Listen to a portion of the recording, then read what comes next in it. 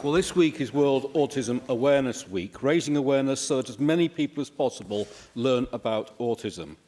There are a number of targets in the Welsh Government's Autism Spectrum Condition Strategic Action Delivery Plan 2016-20, which should have been completed by April 2017. Care pathways should have been developed by health boards for neurodevelopmental conditions under the Together for Children and Young People programme by November 2016. We need to know whether they've been developed and how they can be accessed.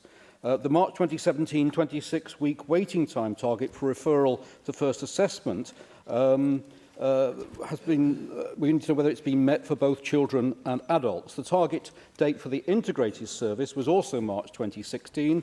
In response to a written statement to Janet Finch-Saunders on 21st of February, the Minister for Social Services and Public Health said that the first 4 regions will offer the service from June this year. It would therefore be useful to know if that's still the case and when in North Wales Betsy Cadwaladr Health Board will offer the service.